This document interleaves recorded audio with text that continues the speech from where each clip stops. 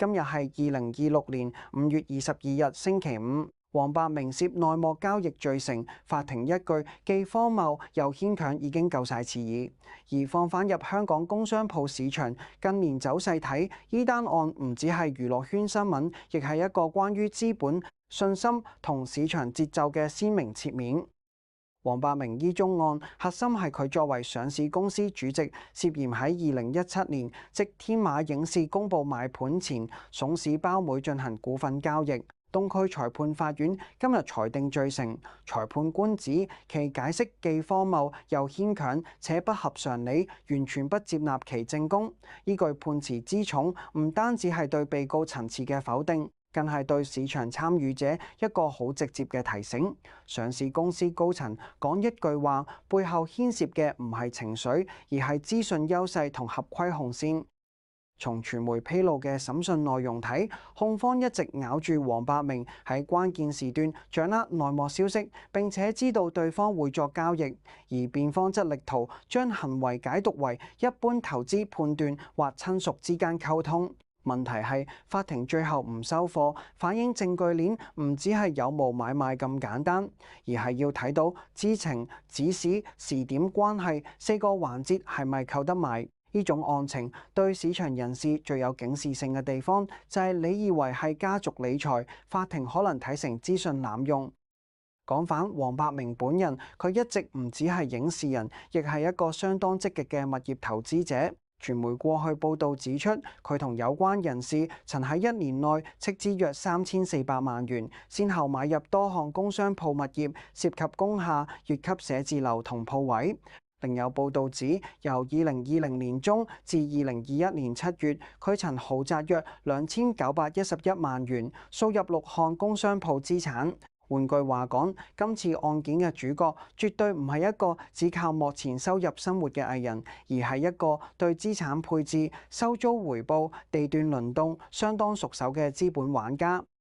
呢段真大手購入工商鋪嘅往事，放喺今日睇有幾分戲劇性。因為香港工商鋪市場近1年其實係由低位摸索反彈，買賣宗數升得幾明顯，但係成交金額未算全面爆發，屬典型量先行，價未全面追上格局。美聯工商鋪資料研究部指出，2026年首季工商鋪註冊量錄得1156宗，按年升8.5%，創4年同期新高，但註冊金額只有107億元。按年跌約13.8%，到首4個月，註冊量進一步升至1608宗，註冊金額約176.1億元，額量同創4年同期新高。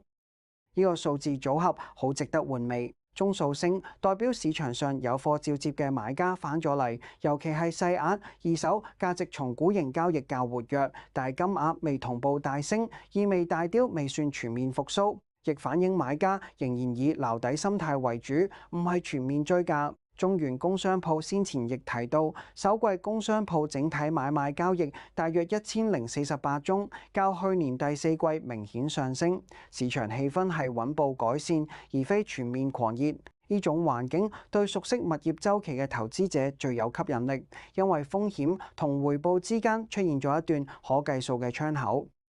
如果再拆開3個板塊睇，改善最明顯係商廈同核心區鋪位。世邦魏理仕近日預期2026年甲級寫字樓租金可能下調1%至3%，但核心區街鋪租金反而有機會上升5%至7%。第一太平戴維斯亦估計，今年核心街區商鋪租金有機會持平或錄得最多5%升幅，並指出租金已接近週期底部。即係話，甲廈仍未完全轉勢，但核心零售位開始見到企穩信號，市場重心正由捱緊轉去重整。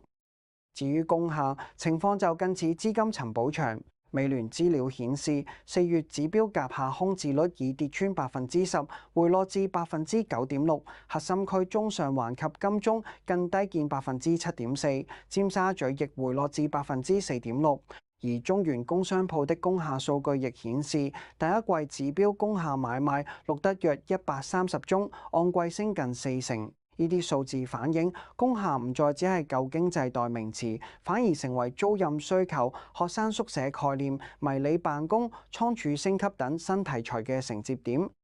所以黃百鳴今次罪成放喺工商鋪市場角度，其實係一個好有象徵意味嘅反差。佢過往喺市場上出手，似乎一直係講求現金流、收租回報、細額分散、趁低吸納。而今次法庭認定其說法不可信，某程度揭示一個殘酷現實。資本市場同物業市場雖然都講眼光，但係前者更講合規同資訊披露，後者更講時機同現金實力。兩邊都係買賣，但係遊戲規則唔一樣，踩錯界線就會由投資者變成被告。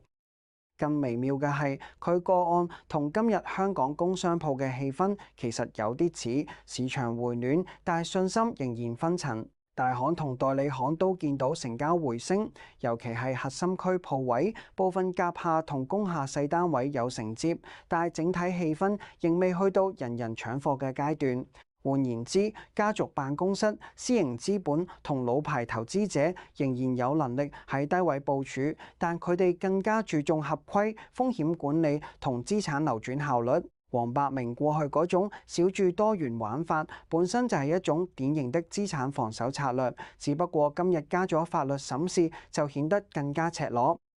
講到物業市場對名人案件嘅反應，通常唔會即刻出現價格震盪，但會間接影響市場敘事。當一位曾經頻繁買入工商鋪嘅名人被裁定內幕交易罪成，市場會更清楚知道資本故事可以好吸引，但係所有涉及上市公司、股權交易同消息流向嘅行為，都要經得起法庭檢驗。對香港地產圈嚟講，呢種信號尤其重要，因為本地工商鋪市場向來離唔開上市集團、家族資本、名人投資者同中介網絡。一旦資訊透明度要求提高，過往靠消息先行嘅玩法會更難再現。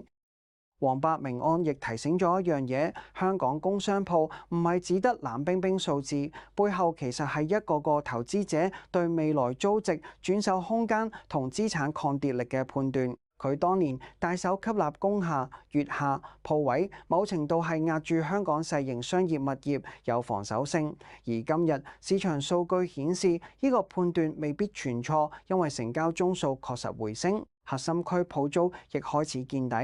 然而資產配置可以睇對週期，法律風險就冇得靠運氣。當法庭用荒謬去形容解釋，市場就會記住，再靚嘅資產故事都唔可以凌駕規矩。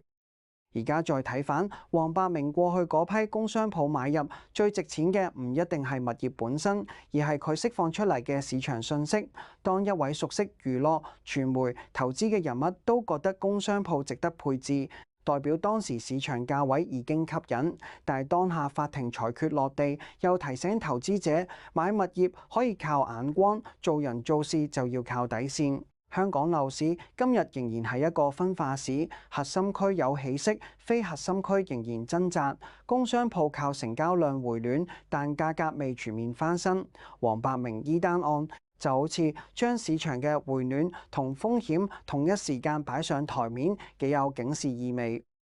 今日就講到呢度，未訂閱嘅朋友歡迎訂閱。